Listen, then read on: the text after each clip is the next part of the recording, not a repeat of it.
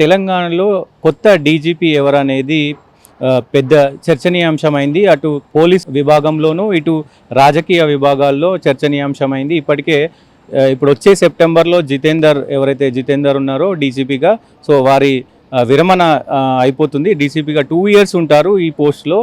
విరమణ అయిపోతుంది కాబట్టి సెప్టెంబర్లో అతని పదవీ కాలం అయిపోతుంది కాబట్టి కొత్త డీజీపీ ఎవరనేది చర్చనీయాంశమైంది. సో ఈ నేపథ్యంలోనే అటు రాజకీయానికి సంబంధించి కావచ్చు, ఇటు ఐఏఎస్కి సంబంధించిన విభాగాల్లో కావచ్చు టెన్షన్, అంటే ఎవరు డీజీపీ అనేది చర్చనీయాంశమైంది.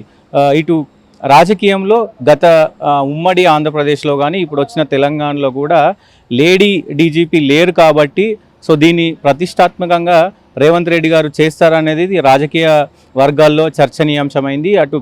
ఇటు పోలీస్ శాఖలో కూడా చర్చనీయాంశమైంది. ఎవరిని చేస్తారనేది ఫైనల్గా రేవంత్ రెడ్డి గారి చేతుల్లో ఉంటుంది కాబట్టి, రాష్ట్ర ముఖ్యమంత్రి చేతుల్లో ఉంటుంది కాబట్టి ఎవరిని చేస్తారనేది చర్చనీయాంశమైంది.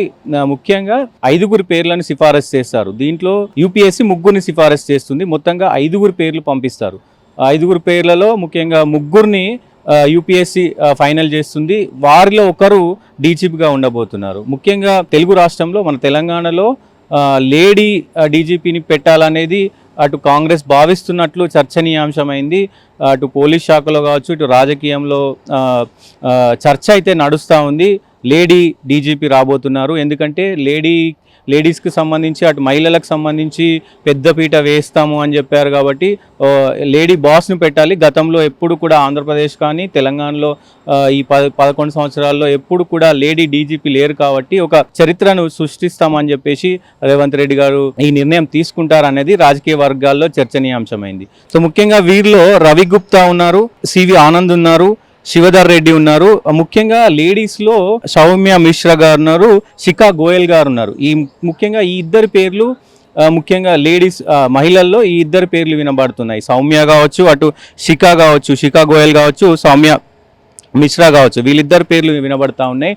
డీజీపీగా వీళ్ళ 2 పేర్లు సిఫారసు చేస్తే ఒకవేళ యూపీఎస్సీ వీళ్ళతో పాటు ఇంకా ముగ్గురిని యూపీఎస్సీ ఫైనల్ చేస్తుంది కాబట్టి సో వీళ్ళిద్దరికీ ముఖ్యంగా దీంట్లో చోటు దక్కే అవకాశం ఉంది. వీరిలో ముఖ్యంగా ఒకరు డీజీపీగా అవ్వబోతున్నారు అంటూ చర్చనీయాంశమైంది.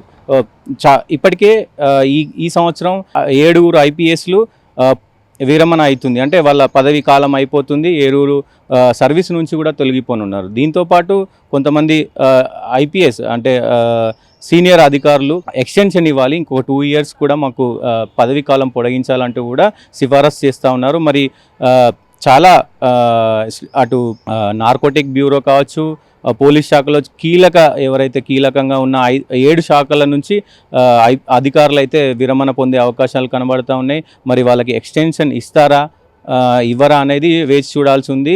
అలాగే దీంట్లో ముఖ్యంగా డీజీపీకి సంబంధించి ముఖ్యంగా రాజకీయం అంటే డీజీపీ మొత్తం రాష్ట్రం మొత్తంలో పెద్ద ఎత్తున పోస్టు కాబట్టి, పోలీస్ శాఖకి పెద్ద పోస్టు కాబట్టి అటు రాజకీయంగా వ్యవహరించాలి, ఇటు పోలీస్ శాఖలో కూడా అందరినీ సమన్వయంగా చూడాలి. అలాగే దీనికి ఈ సిఫారసులో డీజీపీకి అర్హుల విషయంలో ఏ కీలక అంశాలు తీసుకుంటారంటే వీళ్ళకి సంబంధించిన ఎక్స్పీరియన్స్ కావచ్చు, అలాగే వీళ్ళు ఎంత సిన్సియర్గా పనిచేశారు, ఇదివరకు ఎంత సిన్సియర్గా ఉన్నారు, సో వీళ్ళు ఈ పదవికి అర్హులా కాదా అనేది కూడా దీంట్లో పరిగణలోకి తీసుకుంటారు. ఈ ఏదైతే 20-30 ఏళ్ళ సర్వీస్ ఉంటుందో దీంట్లో ముఖ్యంగా వీళ్ళ సిన్సియారిటీ కూడా దీంట్లో పరిగణనలు తీసుకొని ఈ డీజీపీ పదవి అనేది కట్టబెడతారు కాబట్టి పెద్ద ఎత్తున చర్చనీయాంశమైంది డీజీపీకి సంబంధించి.